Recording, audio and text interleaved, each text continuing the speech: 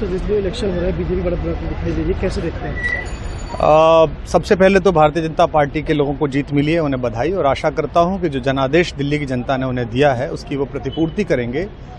और वे सब आम आदमी पार्टी के लाखों करोड़ों कार्यकर्ता जो अन्ना आंदोलन से आए, जिनके बहुत ही निश्चल निष्पाप और बड़े भारत की राजनीति को बदलने के सपने की हत्या एक निर्लज्ज, नीच, मित्रहंता, आत्ममुग्ध और चरित्रहीन व्यक्ति ने की, उसके प्रति तो क्या संवेदना। दिल्ली को उससे मुक्ति मिली। और मैं ये जानता हूं कि अब जो आम आदमी पार्टी में लोग बच गए थे सत्ता के लोभ में, लालच में, पदों के लिए, उस पैसे के चक्कर में, वे सब भी अब वापस जाएंगे, लौटेंगे, कुछ अपने व्यवसायों में लौटेंगे, कुछ पार्टियों में चले जाएंगे।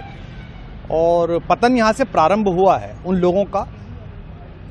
मेरे लिए कोई प्रसन्नता का और दुख का विषय नहीं है, मैं बीच में खड़ा हूँ। प्रसन्नता इस बात की है कि करोड़ों लोगों ने आशा लगाई थी, करोड़ों लोग अपनी नौकरियां छोड़ के आए थे, व्यवसाय छोड़ के आए थे, दुश्मनियां ली थी लोगों ने।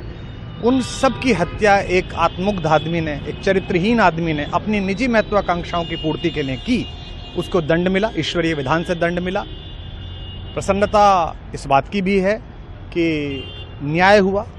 आज जब कहना नहीं चाहिए, लेकिन आज टीवी पर जब जंगपुरा का निर्णय आया और सामने दिखाई दिया कि मनीष हार गया, तो सदा तटस्थ रहने वाली और राजनीति से विरत रहने वाली मेरी पत्नी जो है, उसकी आंख में आंसू आ गए, वो रोने लगी।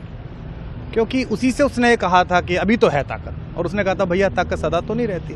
तो ये अहंकार आशा करता हूँ अगले लोग नहीं करेंगे, जो बाकी दल है वो नहीं करेंगे, इससे सबक लेंगे। और दिल्ली के नागरिकों को मैं अच्छे शासन के लिए बधाई देता हूँ। अब भारतीय जनता पार्टी अपने नेतृत्व में सरकार बनाकर दिल्ली के जो दुख थे पिछले 10 वर्ष के, उन्हें दूर करे। और आम आदमी पार्टी के समस्त कार्यकर्ताओं को कहता हूं कि आपने जिस किसी भी लोभ लालच में, सब कुछ जानते हुए एक ऐसे व्यक्ति के समर्थन में काम किया जिसने अपने मित्रों की पीठ में झुरा घोंपा, गुरु को धोखा दिया, अपने साथ कंधे से कंधा मिला के लड़ने वाली महिलाओं को अपने घर ला के पिटवाया, अपनी निजी सुख और साधन के लिए जनता का पैसा खर्च किया, अब उससे आशा लगानी छोड़ें। अब बाहर निकलें, अपना अपना जीवन देखें।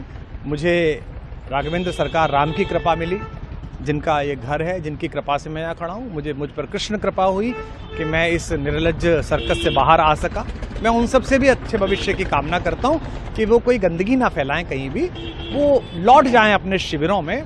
जिस तरह माधव को, कृष्ण को दूत देखकर भी भरी सभा में अट्टहास करने वाला दुर्योधन जो ये कहता था सुचिग्रम नैव दास्यामि बिना युद्धे न केशवः, बिना युद्ध के 5 गांव भी नहीं दूंगा, आज वो अपनी सीटों के लिए तरस रहा है।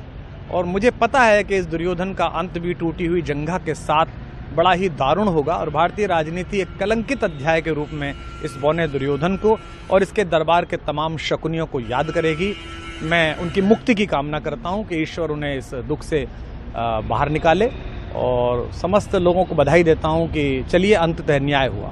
सर बात करें दिल्ली के चुनाव या यूपी के उपचुनाव मिल्कीपुर को लेकर, चुनाव आयोग पर तमाम तरह के आरोप लगाए जा रहे हैं। अखिलेश यादव ने कल कहा कि वहाँ उपचुनाव में मिल्कीपुर, ये राजनीतिक विषय है, इस पर मैं राजनीतिक कार्यकर्ता नहीं हूँ, तो इस पर मेरी टिप्पणी शोभनीय नहीं है। वो आपस में सब जाने। लेकिन दिल्ली के चुनावों को लेकर एक मिश्रित प्रतिक्रिया है। दुख है कि अन्ना आंदोलन से एक ऊर्जा जो पैदा हुई थी, जिससे देश में एक सकारात्मक बदलाव हो सकता था, एक वैकल्पिक राजनीति हो सकती थी, उसकी हत्या एक अहंकारी आदमी ने, एक आत्ममुग्ध और असुरक्षित आदमी ने कर दी। मैं आशा करता हूं कभी ना कभी भारत में ऐसा सूर्योदय किसी न किसी दल में अवश्य होगा, जो भारत को जहां पहुंचना है वहां पहुंचाने का मार्ग प्रशस्त करेगा। बहुत धन्यवाद।